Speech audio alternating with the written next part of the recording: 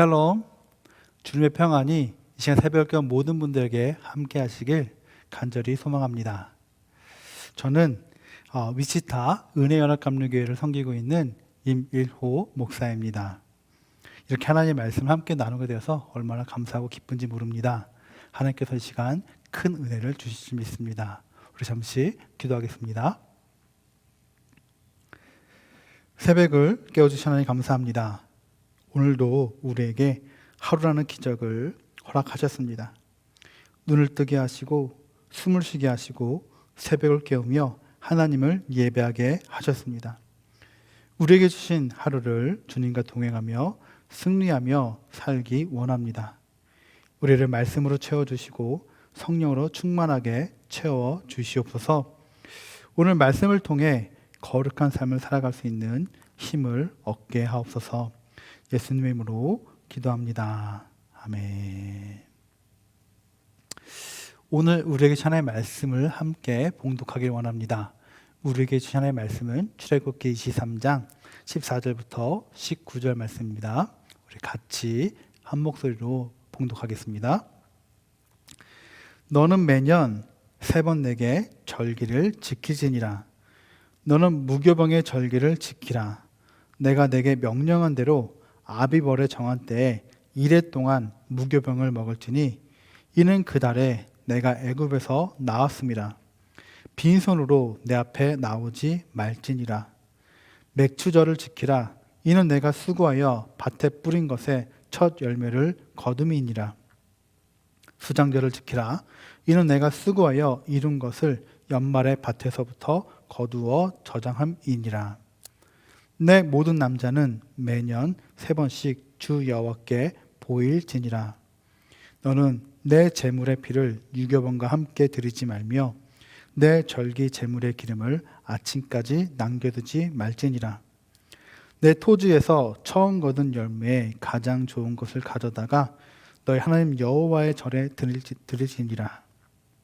너는 염소 새끼를 그 어미의 젖으로 삼지 말지니라. 아멘. 하나님께 주신 귀한 말씀입니다. 오늘 새벽은 여호와께 올라가자라는 제목으로 함께 하나님의 말씀을 나누고자 합니다. 사랑하는 여러분, 혹시 여러분 여행 좋아하십니까? 코로나 기간 동안 여행을 많이 못 가셔서 답답할 수도 있겠죠. 만약에 자유롭게 여행이 가능하다면 여러분 어느 나라를 가고 싶으신가요?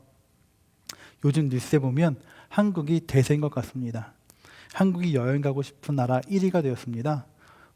중국과 일본을 제치고 요즘 유행하는 K-POP, K-뷰티, K-컬처, K-푸드 등 정말 전 세계가 한국에 열광하고 있는 것 같습니다. 우리가 읽은 지금 출애굽기 23장은 어찌 보면 여행의 이야기입니다.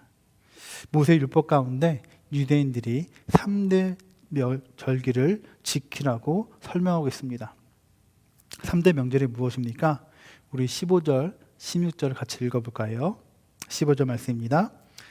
너는 무교병의 절기를 지키라. 내가 내게 명령한 대로 아비벌에 정할 때에 이래 동안 무교병을 먹을지니 이는 그 달에 내가 애굽에서 나왔음이라. 빈손으로 내 앞에 나오지 말지니라. 맥추절을 지키라. 이는 내가 수고하여 밭에 뿌린 것에 첫 열매를 거둠이니라. 수장절을 지키라. 이는 내가 수고하여 이룬 것을 연말에 밭에서부터 거두어 저장함이니라. 여기부터 무교병의 절기는 우리가 잘 알고 있는 패스오버, 유월절을 이야기합니다. 이렇게 유월절, 맥추절, 수장절이 유대인들의 3대 명절인데 이때 유대인들이 하는 일이 무엇이었을까요? 바로 그 다음 17절에 나옵니다. 우리 같이 한번 읽어볼까요? 내 모든 남자는 매년 3번씩 주 여호와께 보일지니라. 무슨 얘기입니까? 이스라엘 백성들 가운데 남자들은 3대 명절이 되면 예루살렘으로 올라가야 했다는 것입니다. 그들이 예루살렘에 살던지 아니면 북쪽이나 남쪽 멀리 살던지 아니면 더 멀리 이방 땅 니느웨 바벨론에 살든지 이스라엘 백성들 가운데 남자들은 매 3번씩 예루살렘을 향하여 순례길을 떠나야 했다는 것입니다. 여호와께 보이기 위하여 예배를 드리기 위하여 성전으로 올라가야 했다는 것입니다. 저는 솔직히 이번 사순절 특별 새벽 기도회에서 제가 출애굽기 23장 말씀을 전하게 돼서 깜짝 놀랐습니다. 이 기쁨의 언덕 제목을 보면 유대인의 절기라는 제목이 있는데요. 정말 신기했습니다. 왜냐하면 저희 교회에서 매주 수요일마다 시편을 강의하고 있는데 때마침 성전으로 올라가는 노래 이 순례시를 강의하고 있었기 때문입니다. 시편 120편부터 134편을 순례시라고 부릅니다. 유대인들이 3대 명절을 맞아서 예루살렘 성전 향해 올라갈 때 바로 순례길을 떠난 사람들이 함께 모여서 노래하고 찬양한 것이 바로 이 순례시, 성전으로 올라가는 노래입니다. 그래서 오늘은 여호와께 올라가자라는 제목을 가지고 우리가 하나님께 어떤 마음을 가지고 나가야 되는지, 또 우리의 삶 속에서 어떻게 살아가야 되는지 우리 두 가지로 함께 말씀을 나누고자 합니다. 첫째는 기쁜 마음으로 올라가야 합니다. 우리 시편 122편 1절 말씀을 같이 읽겠습니다. 사람들이 나를 보고 주님의 집으로 올라가자 할 때 나는 기뻤다. 나는 기뻤다. 나는 기뻤다. 사랑하는 여러분, 오늘 새벽 예배 나오실 때 기쁘셨나요? 주일야에 교회 나가실 때 여러분 기쁘신가요? 아니면 정말로 어렵게 힘들게 겨우겨우 나오고 계신가요? 이 시편 기자는 주님의 집으로 올라가자 할 때 기뻤다라고 노래하고 있습니다. 여러분 생각해 보시기 바랍니다. 유대인의 3대 명절이 되었습니다. 각 동네마다 율법과 관습에 따라서 예루살렘에 하여 떠난 사람들이 있었을 것입니다. 그런데 여러분 아시겠지만 모두 다 갈 수는 없었겠죠. 각기 다른 상황에 처해 있었을 것입니다. 가고 싶어도 갈 수 없는 사람이 있었을 것이고, 또 멀리 혼자 광야의 길, 위험한 길을 가는 것이 두려운 사람도 있었을 것입니다. 그런데 누군가 나와 함께 성전으로 올라가자고 얘기하자 너무나 기뻤다는 것입니다. 하나님으로부터의 초청, 예배로부터의 초청을 너무나 감사하며 기뻐하는 시편 기자의 노래를 우리는 볼 수가 있습니다. 사랑하는 여러분, 혹시 여러분 가운데 대통령으로부터, 백악관이나 청와대로부터 초청을 받으신 적이 있으신가요? 제가 아는 청년은 이민사회에서 역량 있는 청년으로 선정되어서 청와대로부터 초청을 받았는데 너무나 기쁘고 자랑스럽게 생각하더라고요. 그냥 만사를 다 제쳐놓고 한순간에 비행기표 끊고 달려가더라고요. 그곳에 달려가서 함께 참석하며 기뻐하는 모습을 볼 수 있었습니다. 페이스북에도 대통령과 함께 찍은 사진을 올리면서 자랑하는 것을 우리는 볼 수가 있었습니다. 또 다른 한 번 이야기가 있는데요. 만약에 여러분 이 주식 투자의 기자라고 불리는 워렌 버핏이 여러분에게 귀한 주식 정보를 주겠다고 점심 식사에 초대하면 여러분 어떻게 했습니까? 난 관심 없어. 혹시 이런 분 계십니까? 아마 대부분 주식을 하지 않더라도 만사를 제쳐놓고 기쁨으로 달려가지 않겠습니까? 워렌 버핏이 2000년부터 워렌 버핏과의 점심이라는 경매 행사를 만들었습니다. 이 행사를 통해서 어려운 사람들 도와주고 있는데요. 한두 시간 같이 점심 식사를 먹는데 최고 경매 낙찰가가 얼마인지 아십니까? 중개 가상화폐 사업가인 저스틴 순이 무려 456만 7,880달러를 사용했습니다. 우리나라 돈으로 한 54억 원에 이릅니다. 그런데 워렌 버핏이 우리에게 공짜로 같이 점심 먹자고 한다면 여러분 어떨까요? 아마 여기 이곳에 계신 분들도 새벽 예배를 그냥 팽겨치고 달려갈지도 모르겠습니다. 그런데 여러분 여기서 생각해 볼 문제가 있습니다. 백악관의 초청, 청와대의 초청, 워렌 버핏의 초청과 만물의 창조자이신 하나님과의 초청과 비교가 되겠습니까? 하나님과 세상에서 성공했던 사람들과의 비교 대상이 됩니까? 절대 불가능한 일입니다. 그렇다면 여러분, 우리 믿는 사람들이 진정으로 기뻐해야 될 초청은 무엇입니까? 바로 주님의 집에 나아가는 것, 예배의 자리에 나가는 것, 그리고 주님께서 맡겨주신 그 사명지, 삶의 자리로 나아가는 것이 기쁨이 되어야 되지 않겠습니까? 사랑하는 여러분, 여러분 그런 기쁨이 있으신가요? 하나님께서 다윗을 내 마음에 합한 사람이라고 좋아하셨습니다. 다윗이 왜 그렇게 하나님이 기뻐하는 사람이 되었을까요? 그가 골리앗과 싸워서 이겨서 그렇습니까? 아니에요. 그가 왕이 되어서 그렇습니까? 아닙니다. 그가 하나님이 기뻐하시는 사람이 된 이유는 다윗이 하나님을 기뻐하는 예배자였기 때문에 그렇습니다. 하나님의 전을 사모하는 자였기 때문에 그렇습니다. 하나님의 전에 거는 것을 그 무엇보다도 소중히 여겼기 때문에 그렇습니다. 우리가 잘 아는 다윗에 대한 이야기가 있죠. 이스라엘 전쟁의 패에서 하나님의 언약궤가 블레셋에 있다가 오벳 에돔의 집을 거쳐 드디어 예루살렘 성으로 입성할 때가 되었습니다. 그때 다윗이 얼마나 기뻐하며 춤을 춥니까? 그렇게 춤을 추다가 다윗의 옷이 내려가자 많은 사람들이 그것을 보게 되었습니다. 그 광경을 보던 미갈은 이렇게 책망을 하죠. 왕이 채신머리도 없이 그렇게 일을 행했다고. 그렇게 비난하는 미갈에게 하나님께서 어떤 벌을 내리십니까? 죽을 때까지 아이를 낳지 못하는 벌을 내리십니다. 사랑하는 여러분, 우리가 하나님을 기뻐하지 않는 것이 벌 받는다는 것을 여러분 기억하셔야 됩니다. 이때 다시 이렇게 고백합니다. 사무엘하 6장 21절 말씀입니다. 같이 읽겠습니다. 다윗이 미갈에게 이르되 이는 여호와 앞에서 한 것이니라. 그가 내 아버지와 그의 온 집을 버리시고 나를 택하사 나를 여호와의 백성 이스라엘 주권자로 삼으셨으니 내가 여호와 앞에서 뛰놀리라. 여호와 앞에서 뛰놀리라. 다윗은 하나님 앞에서 뛰는 것을 가장 기뻐하고 있습니다. 사랑하는 여러분, 지금 우리가 사순절 특별 새벽 예배를 드리고 있습니다. 이 사순절 특별 새벽 예배를 드릴 때 여러분 기쁨으로 드리시기 바랍니다. 감사함으로 나아가시기 바랍니다. 사순절인 시간에 주님의 고난에도 기쁨으로 동참하시기 바랍니다. 또한 우리가 가는 인생길, 나그네 길, 순례의 길, 우리가 맡겨주신 그 사명의 자리에도 여러분 기쁨으로 나아가며 승리의 노래를 부르며 늘 감사하며 살아가시기를 주님으로 축복을 드립니다. 두 번째는 마음과 뜻과 정성을 다해 나아가야 합니다.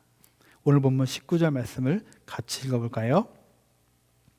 내 토지에서 처음 거둔 열매에 가장 좋은 것을 가졌다가 너희 하나님 여호와의 전에 드릴지니라.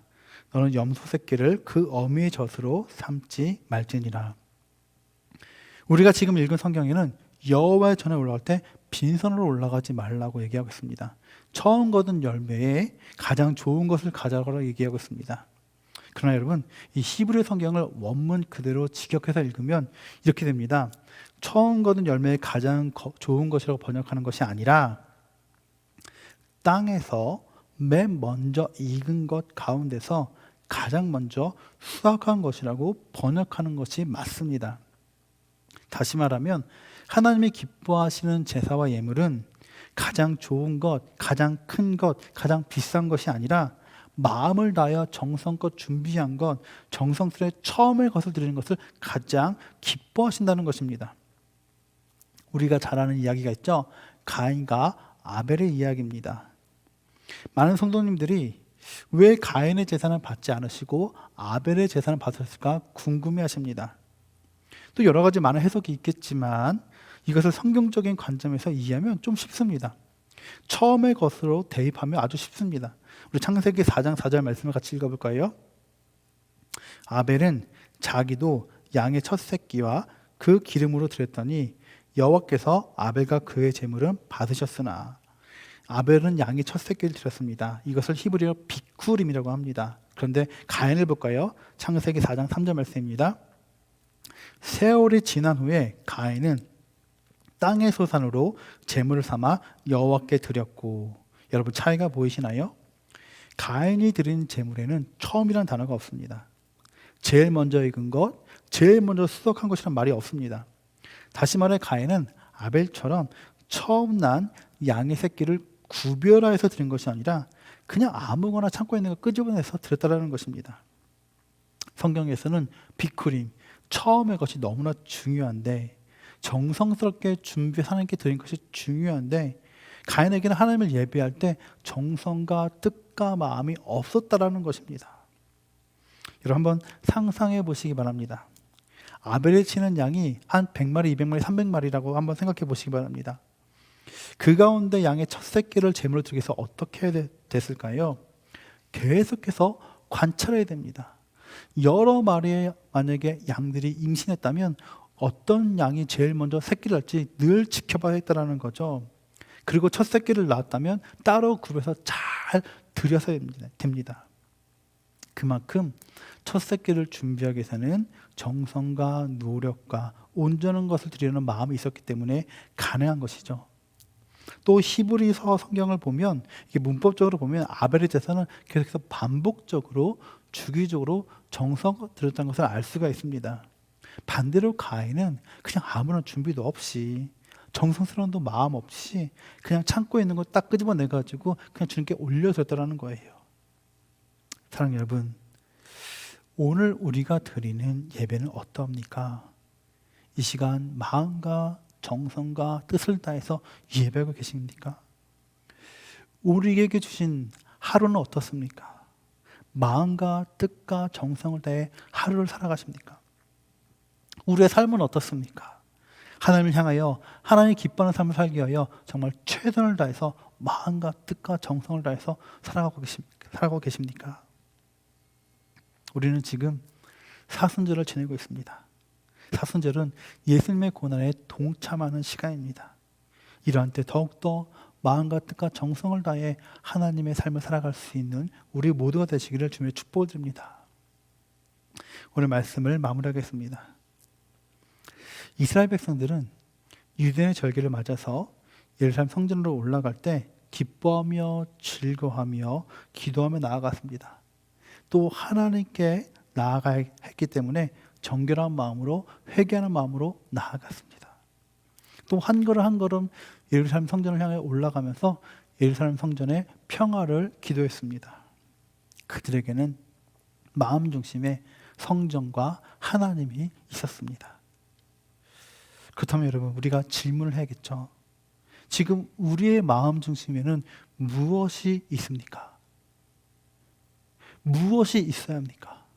바로 예수 그리스도인 줄 믿습니다. 오늘 예수님을 마음 중심에 모시기 바랍니다.